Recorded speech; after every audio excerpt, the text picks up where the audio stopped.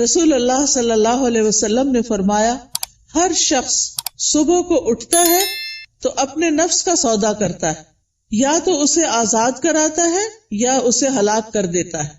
یعنی یا تو اچھے کام کرتا ہے، نیکی کے کام کرتا ہے جن کی وجہ سے وہ دوزخ سے بچ جاتا ہے، یا پھر ایسے کام کرتا ہے کہ جو اس کو ہلاک کر دے، یعنی تباہی کی طرف لے جائے. اب میں چند کام جو صبح سے رات تک کرنے چاہیے جو ہمیں سنت سے پتہ چلتے ہیں، ان میں سے ایک ایک کا ذکر کروں گی اور آپ اس کو سن کر اپنا جائزہ لیتے جائیے اور میرے ساتھ شیئر بھی کیجیے کہ کیا آپ یہ کرتے ہیں یا آپ کو کرنے کی ضرورت ہے. سب سے پہلی چیز کہ جو ہی ہماری آنکھ کھلے ہمیں کیا کرنا چاہیے؟ دعا پڑھنی چاہیے. کس کس کو یہ دعا آتی؟ الحمدللہ. لیکن سب کو نہیں آتی. میری گزارش ہوگی سب بہنوں سے کہ اس دعا کو خود بھی سیکھیں اور اپنے بچوں کو بھی سکھائیں. وہ دعا کیا ہے؟ الحمدللہ الذی احیانا بعدما اماتنا والیہ النشور. اور ایک اور دعا بھی ہے، اگر وہ بھی آتی ہے تو ٹھیک، نہیں تو وہ بھی اچھا ہے. الحمدللہ الذی رد علی روحی واذن لی بذکرہ. اللہ کا شکر ہے جس نے میری روح لوٹا دی اور مجھے اپنے ذکر کی اجازت دے دی، کہ مجھے توفیق دے دی. کیونکہ آپ دیکھیں کتنے ہی لوگ ہیں جو سوتے ہیں تو پھر جاگتے نہیں. ابھی ریسنٹلی میری ایک بہت عزیز ساتھی کے ہسبینڈ کا انتقال ہوا ہے. وہ صبح اٹھے ہیں، فجر کے وقت نماز پڑھی ہے، اپنے معمولات کیے ہیں، پھر اشراق پڑھی ہے اور دوبارہ آرام کرنے کے لیے لیٹ گئے. ہم میں سے اکثر لوگ یہ کرتے ہیں نا، راتیں چھوٹی ہوتی ہیں، موسم بھی گرم ہوتا ہے، رات کو سوتے ہوئے دیر ہو جاتی ہے تو انسان پھر کیا کرتا ہے، اٹھنے کے بعد پھر لیٹ جاتا ہے. اور وہ اسی طرح لیٹ گئے ہیں لیکن پھر دوبارہ نہیں اٹھے. ہمیں سے کسی کو نہیں پتا کہ جب وہ سوئے گا تو دوبارہ اٹھے گا یا نہیں. اس لیے معمول بنا لیجئے کہ ذکر کر کے سونا ہے اور اٹھتے ہوئے بھی اللہ کا شکر ادا کرنا ہے کہ اس نے ہماری روح، ہماری جان ہمیں واپس لوٹا دی. تو دن کا آغاز اللہ کی حمد و ثنا، اللہ کی تعریف اور اس بات کے ساتھ وَإِلَيْهِ النُّشُورُ کے واپس جانا ہے. ہماری واپسی بھی اللہ کی طرف سے. جس نے ہمیں زندہ کیا، پیدا کیا، وہی ہمیں موت دے گا. پھر آپ دیکھیے کہ اس کے ساتھ ہمیں یہ بھی یاد رکھنا چاہیے کہ کائنات کی ہر چیز تسبیح کر رہی ہے، اللہ کی تعریف بیان کر رہی ہے. قیامت کے دن سب سے افضل بندے وہ ہوں گے جو کثرت سے اللہ کی تعریف کرتے ہیں، حمادون ان کو کہتے ہیں. اور ایک دفعہ الحمدللہ کہنا میزان کو نیکیوں سے بھر دیتا ہے. یعنی صبح صبح اب ہم الحمدللہ کہیں تو گویا ہم نے اپنے لیے ایک بہت بڑا ذخیرہ نیکیوں کا اکٹھا کر لیا. اور ویسے بھی شکر ادا کرنا جو ہے وہ اللہ تعالیٰ کو بہت پسند ہے. پھر آپ دیکھیں کہ جب یہ کہتا ہے نا کہ وَإِلَيْهِ النُّشُورُ کہ دوبارہ اسی کی طرف جی اٹھنا ہے، تو قبر سے بھی اٹھنا ایسا ہی ہے جیسے کوئی بستر سے اٹھتا ہے. کسی کو اچھے خواب آتے ہیں وہاں اور کسی کو نہیں آتے. قبر میں بھی کچھ لوگ تو خوشحال ہوں گے اور کچھ لوگ برے حال میں ہوں گے. بہرحال قیامت کے دن سب کو اٹھنا ہوگا. تو انسان موت کو یاد کرتے ہوئے، اپنے مقصد کو سامنے رکھتے ہوئے کہ واپسی بھی ہے، اس طرح دن کا آغاز کرے تاکہ اچھے سے آغاز کرے. اس کے بعد سب سے پہلا کام آپ کیا کریں گے؟ بیڈ ٹی پئیں یا کچھ اور کریں گے؟ نماز فجر. نماز فجر اسی وقت پڑھیں گے جب آپ فجر کے لیے اٹھیں گے. جو لوگ اس وقت نہیں اٹھتے وہ بہت بڑا نقصان کر لیتے ہیں. لہذا دن کا آغاز فجر کی نماز سے. فجر کی نماز پہلی نماز ہے صبح کی، اس کی بڑی امپورٹنس ہے. اللہ تعالیٰ نے بندوں پر 5 نمازیں فرض کی ہیں اور رسول اللہ صلی اللہ علیہ وسلم نے فرمایا جس نے انہیں ادا کیا اور ان کا حق ہلکا سمجھتے ہوئے ان میں سے کچھ ضائع نہ کیا تو اللہ تعالیٰ کا اس کے لیے قیامت کے دن یہ عہد ہے کہ اس کو جنت میں داخل فرمائے. اور جس نے ان کو ادا کیا مگر ان کا حق ہلکا سمجھتے ہوئے، معمولی چیز سمجھتے ہوئے نماز کو ان میں سے کچھ ضائع کر دیا تو اللہ کا کوئی وعدہ نہیں، چاہے تو عذاب دے چاہے تو معاف کر دے. تو اس لیے دن کا آغاز اللہ کی نافرمانی سے نہیں کرنا. کس سے کرنا؟ فرما برداری سے. اور فرما برداری میں پہلی فرما برداری نماز. پہلا سوال قیامت کے دن نماز کا ہوگا. اگر اسی ٹیسٹ میں فیل ہو گئے تو آگے اور مشکلات ہو جائیں گی. اللہ سبحانہ تعالی دن میں 2 بار فرشتوں سے بندوں کی نماز کے بارے میں خبر لیتے ہیں، ایک فجر اور ایک عصر۔ وہ پوچھتے ہیں جب تم گئے تھے ان کے پاس تو کیا کر رہے تھے؟ فرشتے بتاتے ہیں وہ نماز پڑھ رہے تھے۔ جب تم نکلے تو کیا کر رہے تھے؟ کیونکہ عصر اور فجر میں شفٹ چینج ہوتی ہے فرشتوں کی۔ عصر کے وقت رات کے فرشتے آ جاتے ہیں ڈیوٹی پر، اور فجر کے وقت دن کے فرشتے آ جاتے ہیں۔ تو وہ بتاتے ہیں کہ ہم نے انہیں اس حال میں چھوڑا کہ وہ نماز پڑھ رہے تھے، اور اس حال میں ان کے پاس پہنچے کہ وہ نماز پڑھ رہے تھے۔ فجر کی نماز کے بارے میں آتا ہے وہ آدمی ہرگز آگ میں نہیں جائے گا جس نے سورج نکلنے سے پہلے اور سورج کے غروب ہونے سے پہلے نماز پڑھی، یعنی فجر اور عصر۔ رسول اللہ صلی اللہ علیہ وسلم نے یہ بھی فرمایا کہ جس نے صبح کی نماز پڑھی وہ شام تک اللہ کے ذمے ہے، یعنی اللہ کی حفاظت میں ہے۔ تو فجر کی نماز بہت امپورٹنٹ نماز ہے، اور نماز پڑھنے والے سے اللہ کا رزق کا وعدہ ہے، اس لیے خود بھی نماز ادا کریں اور گھر والوں کو بھی اٹھائیں، پیار سے، محبت سے، امپورٹنس بتا کے کہ وہ سوتے نہ رہے، کیونکہ اس کی نحوست ہوتی ہے۔ فجر کی نماز میں 2 سنتیں پڑھنا بہت ضروری ہے۔ کچھ لوگ صرف فرض پڑھتے ہیں نا، تو فجر میں آپ سنت نہیں چھوڑ سکتے۔ حضرت عائشہ رضی اللہ تعالی عنہا بتاتی ہیں کہ آپ صلی اللہ علیہ وسلم نے فرمایا فجر سے پہلے کی 2 رکعتیں دنیا اور جو کچھ اس میں اس سے بہتر ہے۔ نبی صلی اللہ علیہ وسلم نے ان 2 رکعتوں کو دنیا کی ہر چیز سے قیمتی قرار دیا۔ اور جو سویا رہے اس کے بارے میں آتا ہے نبی صلی اللہ علیہ وسلم کے پاس ایک ایسے آدمی کا ذکر کیا گیا جو رات سے صبح تک سوتا ہی رہا۔ آپ نے فرمایا یہ ایسا شخص ہے جس کے کان، یا فرمایا دونوں کانوں میں شیطان پیشاب کرتا ہے، یعنی غافل ہو جاتا ہے پھر۔ اور اسی طرح ایک اور خواب آپ صلی اللہ علیہ وسلم کا، اس میں آپ کو دکھایا گیا کہ ایک شخص تھا جس کا سر پتھر سے کچلا جا رہا تھا۔ وہ قرآن کا حافظ تھا لیکن قرآن سے غافل ہو گیا اور فرض نماز پڑھے بغیر سو جاتا تھا، یعنی نماز نہیں پڑھتا تھا اور سویا رہتا تھا۔ نماز پڑھتے ہوئے ایک چیز یہ بھی خیال کرنی ہے کہ خشوع کے ساتھ نماز پڑھنی۔ خشوع کا مطلب رونا نہیں ہوتا بلکہ دل کا متوجہ ہونا ہوتا ہے، یعنی شعور کے ساتھ رب سے مناجات کریں، اطمینان اور خشوع سے سجدہ کریں، یعنی پورے سکون کے ساتھ، کیونکہ ایک سجدے کی وجہ سے اللہ تعالیٰ ایک درجہ بڑھا دیتے ہیں اور ایک گناہ مٹ جاتا ہے۔ نماز کے فوراً بعد کیا کرنا چاہیے؟ اذکار، شابش۔ نماز کے بعد اگر کوئی مصلی پر بیٹھا رہے تو جب تک اس کا وضو نہیں ٹوٹتا فرشتہ اس کے لیے دعا کرتا ہے، اللہم اغفر لہ، اللہم ارحمہ، اے اللہ اس کی بخشش فرما دے، اے اللہ اس پہ رحم فرما۔ یعنی آپ مصلی پہ بیٹھے ذکر کر رہے ہیں، تسبیحات پڑھ رہے ہیں، دعائیں کر رہے ہیں، اور فرشتہ آپ کے لیے دعائیں کرنا شروع ہو گیا ہے۔ تو ہم میں سے ہر ایک کو فرشتوں کی دعائیں لینی چاہیے۔ اسی طرح ہر نماز کے بعد 33 بار سبحان اللہ، 33 بار الحمدللہ اور 34 بار اللہ اکبر پڑھنا چاہیے، اور آخر میں لا الہ الا اللہ وحدہ لا شریک لہ لہ الملک ولہ الحمد وہو علی کل شیء قدیر پڑھا جائے تو جو ایسا کرے گا اس کے سارے گناہ معاف کر دیے جائیں گے۔ ٹھیک ہے، چاہے وہ سمندر کی جھاگ کے برابر ہو۔ کتنی بڑی بات ہے نا یہ، اس لیے اس کا اہتمام کیا رکھنا ہے۔ اگر کسی وجہ سے آپ مصروف ہیں، 33 بار نہیں پڑھ سکتے تو 10 بار بھی پڑھ سکتے ہیں۔ ٹھیک ہے، پھر یہ کہ انگلیوں پر تسبیح کریں، کیونکہ انگلیاں قیامت کے دن کیا کریں گی؟ گواہی دیں گی۔ ہر فرض نماز کے بعد آیت الکرسی ضرور پڑھیں۔ اس کا فائدہ کیا ہے؟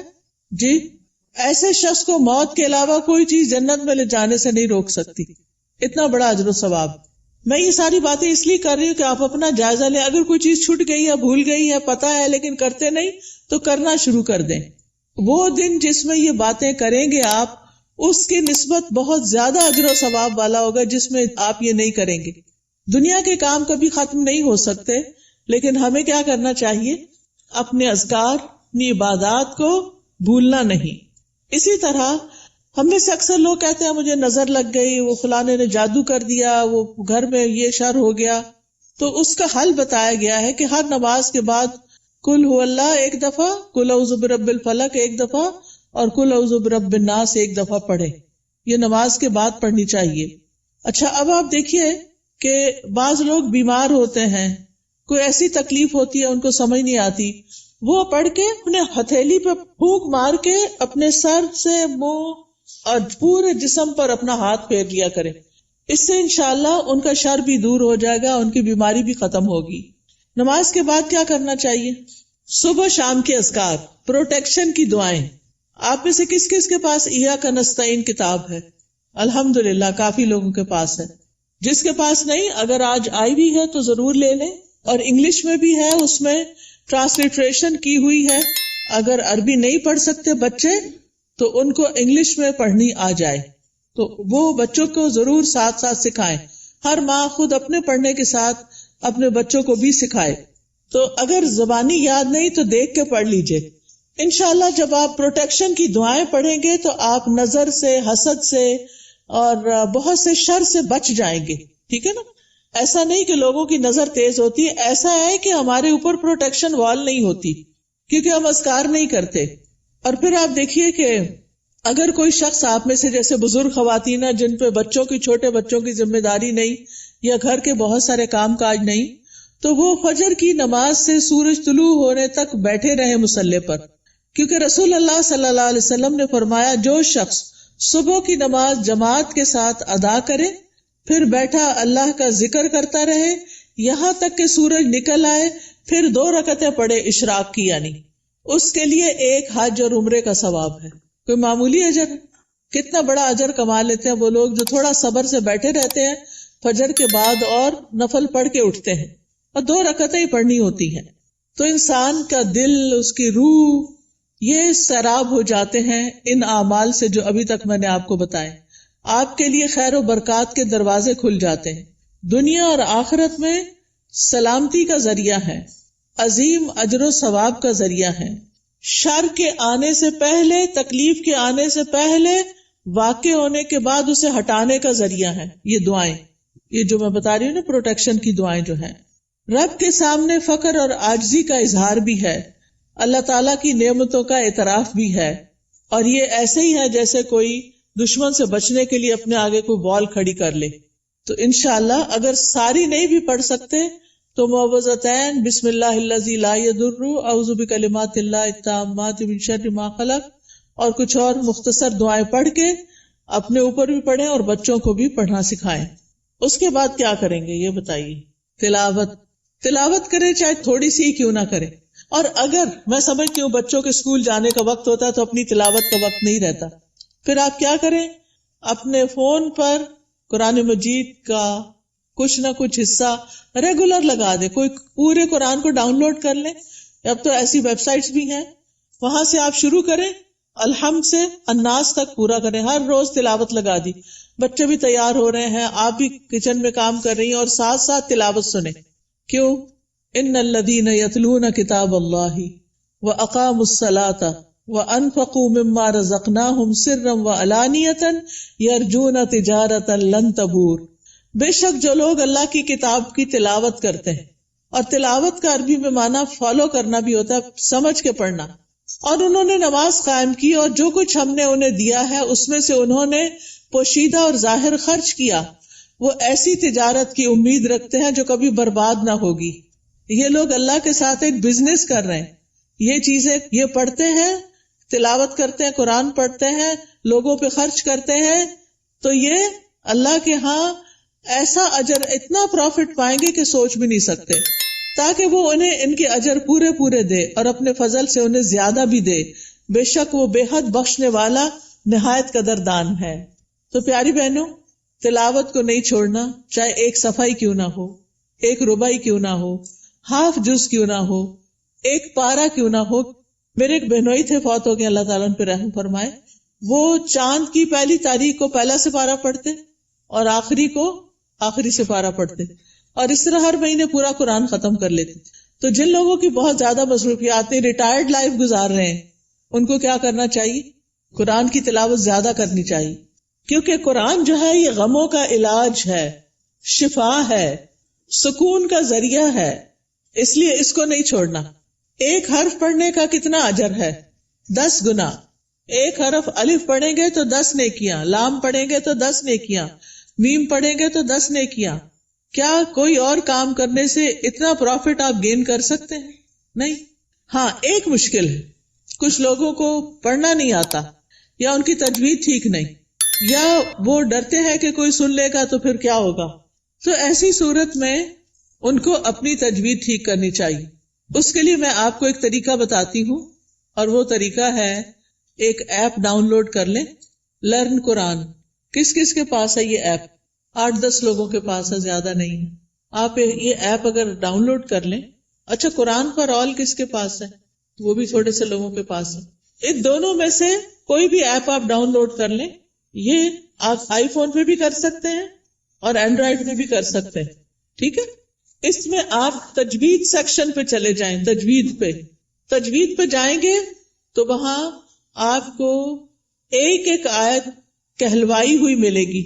پہلے ٹیچر پڑھے گی، پھر پیچھے آپ پڑھیں گے. تو آپ کیا کریں، جب ٹیچر پڑھ رہی ہو غور سے سنیں، جب اسٹوڈنٹس آگے پڑھے آپ بھی ساتھ شامل ہو جائیں. تو اس طرح روز پڑھتے پڑھتے آپ کی تجوید ٹھیک ہو جائے گی. کیونکہ بعض کا جب انسان بڑا ہو جاتا ہے نا، تو اس کو شرم آتی ہے کسی کے پاس جا کے غلطیاں نکلوانے کی، یا ٹائم نہیں ہوتا، یا فیس نہیں دے سکتے، یا کوئی اور مسائل ہوتے ہیں. تو آپ قرآن مجید کھول کے بیٹھ جائیں، آڈیو لگا کے بیٹھ جائیں، اور 7 انگلی رکھ کے ایک ایک آیت کو پڑھ پڑھ کے یاد کریں. اس کے مخارج ٹھیک کریں، ادائیگی ٹھیک کریں. ٹھیک ہے، جس گھر میں قرآن پڑھا جاتا ہو وہاں فرشتے حاضر ہوتے ہیں. ابو ہریرہ کہا کرتے تھے، بے شک قرآن پڑھنے کی وجہ سے گھر اپنے رہنے والوں کے لیے کشادہ ہو جاتا ہے. اس میں فرشتے حاضر ہوتے ہیں، شیاطین اس گھر کو چھوڑ دیتے ہیں اور اس کی خیر و برکت بڑھ جاتی ہے. یعنی اس گھر میں خیر و برکت ہوتی ہے جس میں کیا ہوتا ہے، قرآن کی تلاوت ہوتی ہے. آج آپ دیکھیں ہمارے بچے ویڈیو گیمز کے پیچھے دیوانے ہیں، قرآن پڑھنے کے لیے تیار نہیں. ہم اپنے پیچھے کیا چھوڑ کے جا رہے ہیں؟ آپ کو پتا نا، جب بچے قرآن پڑھتے تو ماں باپ کو بھی ثواب ملتا ہے کیونکہ انہوں نے ان کو پڑھوایا. لیکن اگر ہمارے بچے قرآن ہی نہیں پڑھ رہے تو مرنے کے بعد کون ہمارے لیے دعائیں کرے گا، کون ہمارے لیے کچھ کرے گا؟ تو اس لیے پیاری بہنوں، آپ ان کے لیے عملی نمونہ بنو، رول ماڈل بنو. آپ گھر میں ان کے بیچ میں بیٹھ کے تلاوت کرو، سیکھو. اگر نہیں تو انہیں بتایا، میں اب دیکھو اس ایج میں سیکھ رہی ہوں، چلو ہم سب مل کے سیکھتے ہیں. ان کو بھی ساتھ بٹھا لیں، چھوٹی سی گھر میں کلاس بنا لیں، 2-3 بچے اور آپ خود بیٹھ جائیں. اگر آپ کے ہسبینڈ بھی ساتھ بیٹھ جائے تو بہت ہی اچھا ہے. اگر یہ نہیں ہوتا تو کوئی ٹیچر ہائر کریں جو گھر پہ آئے، یا آپ اس کے پاس لے جائیں یا آن لائن پڑھائیں. لیکن اس فریضے سے آپ نے کوتاہی نہیں کرنی کہ بچوں کو قرآن سکھا کے جانا ہے دنیا سے. اور جس گھر میں قرآن نہیں پڑھا جاتا وہ اپنے رہنے والوں کے لیے تنگ ہوتا ہے، نحوست ہوتی ہے اس میں. فرشتے اس گھر کو چھوڑ دیتے ہیں، شیاطین آ جاتے ہیں، اور اس گھر کی خیر و برکت کم ہو جاتی. تب ہمارے اوپر ہے نا، ہم کیا چاہتے ہیں. قرآن مجید صرف موبائل سے نہیں پڑھیں، وہ بھی ٹھیک ہے اگر نسخہ نہیں ہے آپ کے پاس، لیکن مصحف ہونا چاہیے. اور مصحف کو اپنے سرانے رکھا کریں. سرانے سے مطلب بیڈ سائڈ ٹیبل ہے نا، وہاں رکھا کریں. کیونکہ قبر میں بھی قرآن سرہانے کی طرف سے آئے گا اور بچائے گا. اگر دنیا میں ساتھ نہیں رکھا نا، قبر میں نہیں آئے گا. سمجھ آ گئی بات؟ تو ابھی سے اس کو پاس رکھے، ساتھی بنائیں، تاکہ قبر میں بھی وہ آپ کے ساتھ ہو. حدیث میں آتا ہے، آدمی کو جب اس کی قبر میں لایا جاتا ہے تو فرشتہ اس کے سر کی طرف سے عذاب دینے کے لیے آتا ہے. تو تلاوت قرآن اسے دور کر دیتی ہے. قبر میں عذاب نہیں دینے دیتے، وہ کہتے پیچھے جاؤ. جب فرشتہ سامنے آتا ہے تو صدقہ اسے دھکیل دیتا ہے. جب پاؤں کی طرف آتا ہے تو مساجد کی طرف جانا اس کو دھکیل دیتا ہے. ٹھیک ہے، پھر آپ دیکھیے کہ تلاوت کر لی آپ نے، تو آپ اب اٹھ کے 2 نفل پڑھ لیں اگر آپ نے پہلے نہیں پڑھے تلاوت سے. ورنہ فجر کی نماز پڑھ کے تلاوت شروع کر دیں اور پھر اشراق کے نفل پڑھ لیں، تو ٹائم بھی پاس ہو جائے گا، حج عمرے کا ثواب بھی ملے گا. یہ 2 نفل جو ہیں سارے جوڑوں کا صدقہ ہے. میں اکثر لوگوں کو بتاتی ہوں، اگر آپ کے جسم میں آپ کو جوائنٹس پین ہے تو آپ یہ تجربہ کر کے دیکھیں، اپنے سارے جوڑوں کا صبح صبح صدقہ دیں، 2 نفل پڑھیں، آپ کی تکلیف دور ہو جائے گی. کیونکہ میں نے یہ پرسنلی ایکسپیرینس کیا. پھر آپ دیکھیے، ہر روز اپنے نفع مند علم میں اضافہ کریں. چاہے کوئی اچھا لیکچر سنیں، چاہے کوئی کلاس جوائن کریں، چاہے کوئی کتاب پڑھیں. تو علم نافع جو ہوتا ہے وہ 2 طرح کا ہوتا ہے. ایک دینی اور شرعی علم، جس میں ہم قرآن کا ترجمہ سیکھتے ہیں، تفسیر سیکھتے ہیں، جس میں ہم دعائیں سیکھتے ہیں، جس میں ہم نماز کا طریقہ سیکھتے ہیں، سیرت کے بارے میں سیکھتے ہیں، احادیث پڑھتے ہیں. یہ دینی علوم ہے. اور دنیاوی علم جس سے انسان دوسروں کو فائدہ پہنچا سکے، جیسے طب ہے، ڈاکٹر بننا ہے، بزنس ہے، ایگریکلچر ہے، انڈسٹری کے بارے میں جاننا، آئی ٹی کے بارے میں، یہ ساری تعلیم حاصل کرنا تاکہ آپ دوسرے لوگوں کو فائدہ پہنچا سکیں اور اپنی ارننگ بھی کر سکیں. تو یہ بہت فائدے کی چیز ہے کہ اب آپ نے نماز، قرآن تلاوت، اشراق سب کر لی، اب یا اپنی جاب پہ جائیں یا پھر اگر گھر میں ہے تو گھر کے کام کاج کریں اور اس کے بعد اپنا نالج بھی بڑھائیں. اس کے لیے آپ سیکوینس کے ساتھ لیکچر سنا کریں. کبھی حدیث جیسے شروع کر لی ہے تو وہ سارے لیکچرز پورے کر لیں، ہر روز ایک ایک کر کے. اگر تفسیر شروع کر لی ہے تو اس کو شروع کر کے آگے تک لے جائیں، لیکن اپنے علم میں پختگی لائیں. اور اگر ہو سکے تو کوئی نہ کوئی کلاس جوائن کریں. رسول اللہ صلی اللہ علیہ وسلم نے فرمایا، جو شخص صبح کے وقت اس لیے مسجد کی طرف نکلا کہ بھلائی سیکھے یا سکھائے تو اس کے لیے پورا حج ادا کرنے والے کے مثل اجر ہے. اتنا بڑا اجر ہے. یاد رکھیں، علم سیکھنے اور سکھانے کے لیے وقت مقرر کریں، جگہ مقرر کریں، ورنہ اگر آپ صرف چلتے پھرتے ہی سن رہے ہیں تو پکا علم نہیں آئے گا. کوئی بات سمجھ آئے گی، کوئی نہیں آئے گی. نہ ہونے سے بہتر ہے کچھ تو سن لیں، لیکن گھر میں بھی ٹیبل چیئر سیٹ کر کے رکھیں اور اپنا لیپ ٹاپ سیٹ کریں اور کوئی آن لائن کلاس جوائن کر لیں یا پھر گھر میں پڑھیں، خود سے سیلف اسٹڈی کریں، لیکن ٹائم اور پلیس، زمان اور مکان مقرر کریں. اس سے آپ کی گروتھ ہوگی. جتنا جتنا آپ سیکھتے جائیں گے آپ نیکیوں میں آگے بڑھتے جائیں گے، برائیوں سے دور ہوتے چلے جائیں گے. پھر آپ دیکھیں کچھ بہنیں ناشتہ نہیں کرتی، وہ کہتی ہیں کہ موٹے ہو جائیں گے اور چھوڑو پرے، لیکن ناشتہ ضرور کریں. آپ کو کام کرنے کے لیے، پڑھنے کے لیے، جاب پہ جانے کے لیے انرجی چاہیے. چاہے چند کھجوریں ہی کیوں نہ کھا لیں، کھجور پانی لے لیں، کچھ اور سیڈز وغیرہ لے لیں، نٹس لے لیں، جو بھی آپ کو پسند ہو. اگر دودھ پسند ہے تو زیادہ دودھ اور کم چائے ڈال کے پی لیں. بہت سے لوگ صرف کافی پی لیتے ہیں تو وہ درست نہیں کہ آپ اپنے آپ کو صرف ایسی چیزوں پر کہ جو آپ کے اندر کیفین ڈالے اور آپ صرف اس کی وجہ سے ایکٹیو اور غذائیت نہ ہو، تو آپ دیکھیں کہ پھر آپ سے بہت سے کام ہو نہیں پاتے، آپ جلدی تھک جاتے ہیں. تو اس کو بھی بچائیے. اپنے جسم کی حفاظت بھی عبادت ہے، ٹھیک ہے نا؟ جسم کی حفاظت بھی عبادت ہے. یہ نہیں کہ سب کی ٹیک کیئر کرتے کرتے اپنے آپ کو بھلا کے رکھ دیں اور پھر کسی کام کے نہ رہیں، نمازیں بھی بیٹھ کے شروع کر دیں. یہ نہیں ہونا چاہیے. پھر آپ دیکھیے کہ کھانا بھی عبادت ہے. بسم اللہ پڑھ کر کھائیں، بیٹھ کر کھائیں. میں نے دیکھا ہے کہ بعض اوقات لوگ اس بات کی پرواہ نہیں کرتے، چلتے پھرتے کھا رہے ہوتے. خاص طور پر مائیں کچن میں کام کر رہی ہیں، اپنا ناشتہ رکھ لیا، ادھر سے ایک نوالا لیا، ادھر کام کیا. یہ درست نہیں. آپ کے بچے بھی یہی کریں گے. چھوٹے بچوں کو بھی میں نے دیکھا ہے وہی بھاگتے دوڑتے کھا رہے ہوتے ہیں. یہ درست طریقہ نہیں ہے. سنت طریقے سے کھائیں، کھانا عبادت ہو جائے گا. پھر دائیں ہاتھ سے کھائیں اور پیئیں. ہر گھونٹ پہ الحمدللہ کہیں. پھر کھانا کھا کر بھی دعا کریں. کس کس کو آتی ہے دعا؟ پڑھیں مل کے ذرا کھانا کھانے. الحمدللہ. کچھ لوگوں کے ہونٹ نہیں ہلے، یا تو دعا نہیں آتی یا بخل کیا انہوں نے پڑھنے میں. اگر نہیں آتی تو کوئی حرج نہیں، سیکھ لیں، آپ کا دن عبادت بن جائے گا. ہمارے دین میں صرف نماز پڑھنا عبادت نہیں. ہم نے ابھی آیت میں کیا سنا؟ نماز پڑھو اور نیکی کرو. وہ کون سی نیکیاں جو نماز کے علاوہ ہیں؟ وہ یہی نیکیاں ہیں. اپنی کیئر کرنا بھی نیکی ہے اور بسم اللہ پڑھ کے کھانا بھی نیکی ہے، الحمدللہ کہنا بھی نیکی ہے. جو بندہ پانی پی کر الحمدللہ کہتا ہے اللہ اسے راضی ہو جاتا ہے، خوش ہو جاتا ہے. کہ یہ مشکل کام تو نہیں اللہ کو راضی کرنا، بشرطے کہ ہمارے کچھ آداب اور مینرز ایسے ہوں. صبح صبح اپنے آپ سے سیلف ٹاک کیا کریں اور کہا کریں میری ساری زندگی میرے رب کے لیے، میں اللہ کی بندی ہوں، اللہ کی فرما بردار بنوں گی، اللہ کا حکم مانوں گی، اللہ کو راضی کروں گی. اپنے آپ سے یہ باتیں کیا کریں. میں ہر کام اللہ کی پسند کا کیا کروں گی، کیونکہ جو آپ سوچتے ہیں، آپ بولتے ہیں، پھر وہ کرتے بھی ہیں. ٹھیک ہے نا؟ کیونکہ ہمارے دل میں کیا ہوتا ہے، فلاں کیا کہے گا، اس کو خوش کرنا، اس کو راضی کرنا، فلانا کام کرنا، فلانا. ٹھیک ہے وہ سب کریں، لیکن اپنا خیال بھی رکھیں. ہم نماز پڑھ کے بھی عبادت کرتے ہیں، ہم مخلوق کا خیال رکھ کے بھی عبادت کر رہے ہوتے ہیں، اور ہم اپنے عادات کو اچھا بنا کے بھی عبادت کر رہے ہوتے ہیں.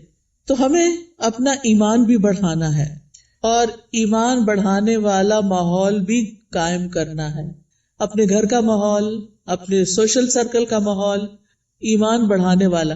آپ ایسے لوگوں سے ملیں جن سے ملنے کے بعد آپ کا ایمان اوپر جائے، اور ان لوگوں سے ذرا دور رہیں، اسپیس دیں جن سے مل کے آپ کی طبیعت خراب ہوتی ہے اور وہ ایسی غیبت کرتے ہیں کہ آپ کا ایمان خراب کر دیتے ہیں. کیونکہ میں نے دیکھا ہے کہ بہت دفعہ خواتین سب بچے وغیرہ اسکول گئے، ہسبینڈ آفس گئے، اب کیا شروع ہو گئے، موقع مل گیا ان سب کی شکایتیں کرنے کا. کبھی اماں کو شکایت لگا رہے ہیں، کبھی دوست کو لگا رہے ہیں، روزانہ کی روٹین. کچھ لوگوں کو تو ہمیں فون کرنا ہی ہوتا ہے کہ ہمارے دوست ہوتے ہیں، آ نہیں سکتے، ہم جا نہیں سکتے، تو ہم فون پہ باتیں کرتے ہیں. اور اب تو فیس ٹائم اور پتہ نہیں کیا کیا باتیں کرنے کے ذریعے آ گئے ہیں دور بیٹھے لوگوں سے بھی. ایک دن ایک بچی نے مجھے فون کیا، رو رہی ہو. میں نے کہا کیا مسئلہ ہے، تمہیں کچھ اور کی طرف سے تکلیف ہے؟ نہیں کوئی تکلیف نہیں، تمہارے رزق کی کمی نہیں، وہ بھی کمی نہیں، میرے پاس ہر نعمت. میں نے کہا پھر کیوں رو رہی؟ کہتی وہ میری بھابھی نے میری امی کا جینا حرام کر رکھا ہے. میں نے کہا آپ کو کیسے پتا چلا؟ یعنی مجھے لیٹسٹ خبر دے رہی تھی کہ آج میری بھابھی نے یہ فساد گھر میں کیا. میں نے کہا وہ اللہ کے بندے آپ کو بتاتے کیوں ہیں؟ وہ یو کے میں رہتی تھی. میں نے کہا آپ پاکستان کی خبریں یو کے میں سن کے رو کے کینیڈا میں رپورٹ کر رہی ہیں، ساری دنیا کو سر پہ اٹھائے ہوئے ہیں. کیا فائدہ ایسی زندگی کا؟ اگر ہمارے گھر میں کوئی جھگڑا نہ تو اللہ کے واسطے بیٹیوں کو آرام سے اپنے گھر میں رہنے دیں، اپنے جھگڑوں کو گھر میں خود ہی نپٹا لیں. بہو کی شکایتیں بیٹی کو، بیٹی کی شکایتیں باپ کو، اس کو یہ چھوڑ دیں. یہ سکون برباد کرنے والی چیزیں ہیں. بات کریں تو علم کی بات کریں، اچھی کسی کو کھانا پکانے کی ٹپ دیں، کوئی بیمار ہے تو اس کو صحت کے لیے کوئی مشورہ دیں، لیکن اس قسم کی باتیں نہ کریں کیونکہ یہ غیبت ہے. اور آپ کی نے جو وہ صبح سے وہ اٹھی ہوئی ہے نا اور جو کچھ کیا ہے سب صفائی ہو جائے گی، شام ہونے سے پہلے سب کچھ ختم. تو اس لیے بہت ضروری ہے کہ ہم کیا کریں، اپنی زندگی کا جائزہ لیں کہ کون سی چیزیں ایمان بڑھانے والی ہیں اور کون سی گھٹانے والی ہیں. ایمان گھٹانے والے کام، گناہ کے کام، نافرمانی کے کام، جھوٹ اور بخل. پھر آپ دیکھیں کہ اپنے جسم اور اپنی روح کا خیال کرنے کے لیے اپنے آپ کو صاف ستھرا رکھیں، یہ بھی عبادت ہے. آپ نے وہ حدیث سنی ہوگی نا، صفائی نصف ایمان ہے. وہ بچپن میں رٹا دیتے ہیں. اپنے جسم کی صفائی، ایکسٹرا بالوں کی صفائی، اپنے کپڑوں کی صفائی، اپنے گھر کی صفائی پہ لگ جائیں. اور کس نیت سے کہ یہ عبادت ہے. میں اپنا ماحول صاف کر رہی ہوں، اپنے گارڈن کو صاف کر رہی ہوں، اپنی کھڑکیاں صاف کر رہی ہوں، جو بھی کریں.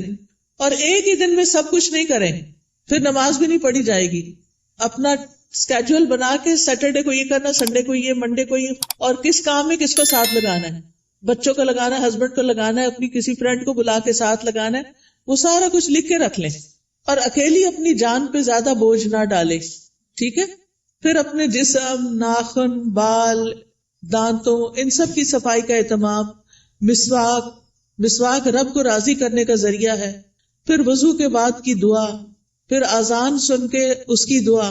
پھر کوئی بھی ایسی چیز جو آپ کو پریشان کرتی ہے اس کے بارے میں اپنے رب پر توکل کہ یا رب تو ہی کرنے والا ہے، میں تیری ہی طرف رجوع کرتی ہوں، تجھ سے ہی دعا کرتی ہوں.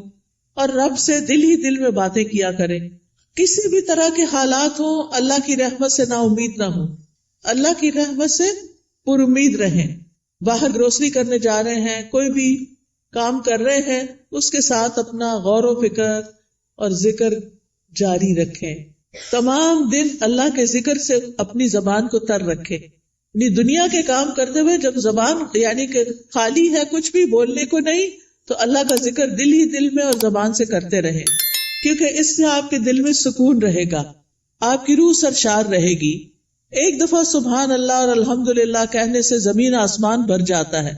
اور یہاں پر کچھ کارڈز بھی ہم آپ کے لیے لائے ہیں جن میں اذکار ہیں، تو اپنے کام کاج سے فارغ ہو کے آپ وہ ذکر کر سکتے ہیں، جیسے یہ تسبیحات ہیں. پھر اسی طرح اگر آپ کو رزق کی تنگی ہے تو یہ رزق میں کشادگی کے لیے دعائیں ہیں. پھر اگر کسی اہم کام میں آپ کو مشورہ کرنا تو یہ استخارہ ہے، استخارہ کیسے کریں اور اس کی دعا. پھر اسی طرح اللہ کا شکر ادا کرنے کے لیے یہ الحمدللہ کا کارڈ ہے. یہ دعائیں ہیں شکر ادا کرنے کی، اللہ کی تعریف کی، کیونکہ اللہ کی تعریف کرنے والے قیامت کے دن سب سے افضل بندے ہوں گے. پھر یہاں کچھ تسبیحات بتائی گئی ہیں، ان کا انگلش میں بھی ٹرانسلیشن ہے جن کے بہت بڑے بڑے فائدے ہیں. پھر آپ دیکھیے اگر قرض سے پریشان ہیں، مالی معاملات میں، تو یہ دعائیں ہیں، ان کا بھی انگلش ٹرانسلیشن موجود ہے. پھر یہ پروٹیکشن کی دعائیں ہیں. تو آپ دیکھیے کہ معمولی قیمت کے یہ کارڈ جو ہیں آپ کی زندگی میں بہت بڑی تبدیلی لا سکتے ہیں. تو آپ نے اگر یہ سارے اپنے گھر میں رکھے ہوئے ہوں، ایک دن ایک اٹھا کے پڑھ لیجئے، دوسرے دن دوسرا پڑھ لیجئے، تیسرے دن تیسرا پڑھ لیجئے، اور اس طرح آپ کا ذکر کے ساتھ ایک رابطہ قائم ہو جائے گا. کثرت سے توبہ استغفار کریں. اگر کوئی مسائل ہے زندگی میں، کوئی پریشان کر رہی ہے چیز، تو استغفار کی کثرت، استغفر اللہ کی تسبیح کر سکتے ہیں، اللہم اغفر لی کی تسبیح کر سکتے ہیں. پھر اسی طرح وقت کا بہتر سے بہتر استعمال کریں. وقت جو ہے وہ بہت قیمتی نعمت ہے. ایک دفعہ اگر وقت چلا جائے تو دوبارہ نہیں آتا. اس لیے ہر دن کو مفید اور پروڈکٹیو ڈے بنائیں. رسول اللہ صلی اللہ علیہ وسلم نے فرمایا 2 نعمتیں ایسی ہیں جن کے بارے میں اکثر لوگ خسارے میں ڈالے گئے ہیں. ایک تندرستی اور دوسرے فراغت، کہ اس سے وہ فائدہ نہیں اٹھاتے جتنا اٹھانا چاہیے. بیمار ہو کر تو انسان کچھ کر نہیں سکتا. جب تک اللہ آپ کو چلتا پھرتا رکھے، آپ عبادت بھی خوب دل بھر کے کریں اور بندوں کی خدمت بھی کریں اور فضول قسم کی ایکٹیویٹیز میں اپنا وقت ضائع نہ کریں. آپ دیکھیے کہ ہمارے دن میں کئی ڈسٹریکشنز ہوتی ہیں، خاص طور پر فون کی وجہ سے. ہم نے کوئی اپنے گول سیٹ کیے ہوئے ہوتے ہیں کہ آج کے دن میں نے یہ اور یہ کام کرنے ہیں. آپ کرنا شروع کرتے ہیں کہ اتنے میں بیل بج جاتی ہے، آپ فون اٹھا لیتے ہیں اور کہیں سے کہیں پہنچ جاتے ہیں، اور جو کرنے کا کام تو وہ دھرے کا طرح رہ گیا. تو اس چیز سے بھی آپ نے کانشیس رہنا ہے. کچھ وقت کے لیے فون بند کر دیا کریں اور اس وقت اپنے کرنے کے کام پہلے پورے کریں، پھر اس کے بعد فون کھولیں، تاکہ آپ کا دن نتیجہ خیز دن ہو. جب انسان اپنے کرنے کے کام کر لیتا ہے تو اس کو ایک خاص سیٹسفیکشن ہوتی ہے، خاص خوشی نصیب ہوتی ہے. تو آپ اپنے کرنے کے کاموں کی لسٹ بنائیں، اپنے مقاصد کو دہرایا کریں، بے مقصد چیزوں سے خود کو دور رکھیں، اور جو ٹارگٹ آپ حاصل کرنا چاہتے ہیں اس کے لیے دیکھیں کہ آپ کو کیا کیا چاہیے، وہ بھی لکھ لیں. پھر اسی طرح کاموں کو لٹکائیں نہ، تاخیر نہ کریں، وقت پر کریں.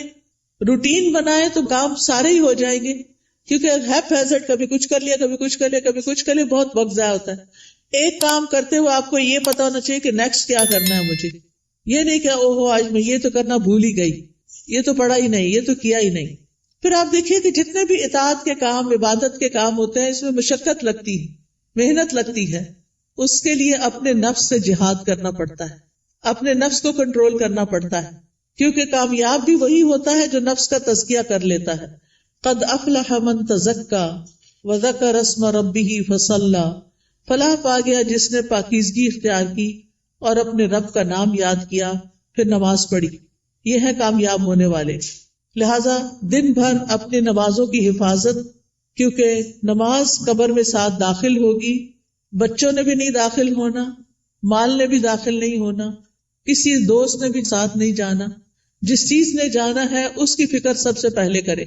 نبی صلی اللہ علیہ وسلم سے سوال کیا گیا کہ سب سے افضل اعمال کون سے ہیں، تو آپ نے فرمایا نماز کو اس کے اول وقت پر ادا کرنا. ٹائم ہو تو بلا وجہ تاخیر نہ کریں، فوراً پڑھ لیں. اور پھر نماز کی 12 سنتیں بھی ادا کیا کریں دن بھر میں، کیونکہ ایسا کرنے والے کے لیے جنت میں گھر بنا دیا جاتا ہے. آپ دیکھیے کہ صرف 1 سال اگر کوئی شخص سنت موقدہ پڑھتا ہے تو نہ پڑھنے والے کے درمیان اور اس کے درمیان 4320 رکعتوں کا فرق پڑ جاتا ہے. یعنی ایک وہ شخص جو 12 رکعتیں پڑھتا ہے سال بھر، اور دوسرا صرف فرض پڑھ رہا ہے اور کوئی نہیں پڑھ رہا سنت، تو ان دونوں کے درمیان 1 سال میں اتنا فرق پڑ جائے گا. اگر 1 رکعت بھی وتر روز پڑھتے ہیں آپ تو سال میں 365 رکعتیں بنتی ہیں، یہ منیمم. لیکن کچھ لوگ وتر بھی نہیں پڑھتے، وہ اس سے بھی محروم. روزانہ چاشت کی 2 رکعتیں پڑھنا یا اشراق کی 2 رکعتیں پڑھنا اور نہ پڑھنا برابر نہیں، 703 رکعتوں کا فرق پڑ جاتا ہے. ٹھیک ہے، تو اس لیے اپنی سستی کی وجہ سے نمازوں سے غفلت نہ برتیں، سنتوں کی بھی حفاظت کریں. پھر یہ ہے کہ دن میں کوئی چوٹ لگ گئی، کوئی بری خبر سن لی، کوئی بچے کا کام ایسا آ گیا، کوئی دل کو ناخوشگوار کرنے والی چیزیں آ گئی، تو ایسے میں اللہ کی طرف فوراً رجوع کریں. کوئی بری خبر سن لی، فوراً اللہ کی طرف رجوع. اور پھر اس کے بعد ہر کام عبادت سمجھتے ہوئے کریں، چاہے کھانا پکانا ہے، چاہے صفائی کرنا ہے، چاہے کپڑے دھونا ہے. کھانا کھلانا جو ہے وہ افضل ترین عبادت ہے. قرآن مجید میں آتا ہے وَيُطْعِمُونَ الطَّعَامَ عَلَى حُبِّهِ مِسْكِينًا وَيَتِيمًا وَأَسِيرًا إِنَّمَا نُطْعِمُكُمْ لوجہ اللہ لا نرید منکم جزاء ولا شکورا، وہ اس کی محبت میں کھلاتے ہیں مسکین کو، یتیم کو، اسیر قیدی کو. کیا کہتے ہیں کھلاتے ہوئے؟ ہم تمہیں صرف اللہ کے چہرے کی خاطر کھلا رہے ہیں کہ ہم اللہ کا دیدار کرنا چاہتے ہیں، ہم تم سے نہ شکریہ چاہتے ہیں نہ بدلہ چاہتے ہیں. انا نخاف من ربنا یوما عبوسا قمطریرا، بے شک ہم اپنے رب سے اس دن کے بارے میں ڈرتے ہیں جو تیوری چڑھانے والا نہایت سخت ہوگا. تو ان کے ساتھ کیا معاملہ ہوگا؟ اللہ بھی ان کو قیامت کے دن کی مشقتوں سے بچا لے گا اور ان کو خوشی اور تر و تازگی ملے گی. فوقاہم اللہ شر ذلک اليوم ولقاہم نضرۃ وسرورا. تو اس لیے کھانا گھر والوں کو بھی پکا کے کھلائیں یا مہمانوں کے لیے پکائیں تو خوشی خوشی پکائیں، احسان نہ جتائیں اور ضائع نہ کریں. کپڑے دھونا، نہانا، بچوں کو نہلانا، گھر صاف کرنا، یہ سب صفائی اور طہارت کے اہتمام ہیں، یہ ایمان کو مکمل کرتے ہیں. پھر آپ دیکھیے کہ نیکیوں کے کام میں سستی نہیں کرنی. نیکی کا کوئی بھی کام، آپ کی دوست نے فون کر دیا کہ فلاں شخص بیمار ہے، غریب ہے، اس کے لیے مدد کرنی ہے، آپ بھی اپنا کچھ حصہ ڈال دیا، صدقہ کر دیا. تو نیکی کے ہر کام میں حصہ ڈالا کرے. حضرت ابوبکر کے بارے میں آتا ہے، نبی صلی اللہ علیہ وسلم کی مجلس میں لوگ بیٹھے ہوئے تھے، آپ نے پوچھا آج تم میں سے کس نے روزے کی حالت میں صبح کی ہے؟ حضرت ابوبکر رضی اللہ عنہ نے عرض کیا میں نے. آپ نے پوچھا آج کس نے مریض کی عادت کی؟ انہوں نے کہا میں نے. آپ نے پوچھا تم میں سے جنازے میں کس نے شرکت کی؟ انہوں نے کہا میں نے. آپ نے پوچھا کس نے مسکین کو آج کھانا کھلایا؟ تو ابوبکر کہتے ہیں میں نے رضی اللہ عنہ. تو نبی صلی اللہ علیہ وسلم نے فرمایا جب کسی شخص کے لیے ایک ہی دن میں یہ خصلتیں جمع ہو جائیں وہ جنت میں ضرور داخل ہوگا. یہ جنت میں جانے والے کام. اچھا ہمیں پتہ چلتا رہتا ہے کوئی بیمار ہے، جب کہتے اچھا اللہ اس کو شفا دے، بس ادھر ہی بیٹھ گئے، خبر نہیں لیتے. ہمیں پتہ ہوتا ہے کہ کوئی بھوکا ہے یا نہیں کھانا پکا سکتا یہ کھا سکتا، ہم کر سکتے ہیں تو ہم توجہ نہیں کرتے. ہم راشن کا انتظام کر سکتے، ہم کسی بھی طرح مدد کر سکتے ہیں، لیکن اس کی طرف توجہ کرنے کی ضرورت ہے. پھر اللہ کی نافرمانی سے بچیں، جہنم کو سامنے رکھتے ہوئے گناہوں سے بچیں. یعنی صرف نیکی کے کام کرنا کافی نہیں، گناہوں سے بچنا بھی بڑا ضروری ہے. پھر لوگوں کے ساتھ معاملہ کرتے ہوئے اچھے اخلاق سے پیش آئیں. سب سے پہلا حق آپ کے اوپر والدین کا ہے. زندہ ہیں تو ان کی زیارت کو جائیں، ان سے بات کریں، ان کے لیے دعائیں کریں، ملاقات کریں تو ان کی پیشانی چومیں، ہاتھ چومیں، کیونکہ والدین سب سے زیادہ حسن سلوک کے مستحق ہیں. نماز میں ان کے لیے دعائیں کریں. فوت ہو گئے ہیں تو ان کے لیے دعا کے علاوہ صدقہ کیا کریں. گھر والوں کے لیے باعث خیر بنیں. اپنے گھر والوں کو آگ سے بچائیں، ان کو نیکی اور دین کی طرف لا کر. پھر اسی طرح جہاں بھی بیٹھے خیر پھیلانے والے بنے، دوسروں کا بھلا کرنے والے، دوسروں کو فائدہ پہنچانے والے. کسی کو کوئی اچھا مشورہ دے دینا، کسی کا کوئی دل ہلکا کر دینا، کسی کو کوئی کسی چیز کے بارے میں رہنمائی کر دینا، علم سکھانا. آپ دیکھیے کہ بعض اوقات علم سکھانا مال خرچ کرنے سے بھی افضل ہے. کیوں؟ اس لیے کہ مال خرچ کرنے سے ختم ہو جاتا ہے اور علم سکھانے سے بڑھ جاتا ہے اور پکا ہو جاتا ہے. اس لیے چاہے اپنے بچوں کو سکھائیں، چاہے اپنے بہن بھائیوں کو، کچھ نہ کچھ چھوٹا موٹا کنٹریبیوشن کرتے رہا کریں. جو اچھی باتیں آپ کو پتہ چلی ہیں وہ دوسروں کو بھی بتائیں. اس کے لیے آپ کے گھر میں کتابیں ہونی چاہیے، آپ کو کوئی نہ کوئی کلاس جوائن کرنی چاہیے تاکہ آپ سیکھیں اور سکھائیں. اس کے لیے کوئی بہت پی ایچ ڈی کرنے کی ضرورت نہیں ہوتی، وہ چند لوگ بھی کر لے تو کافی ہو جاتے ہیں.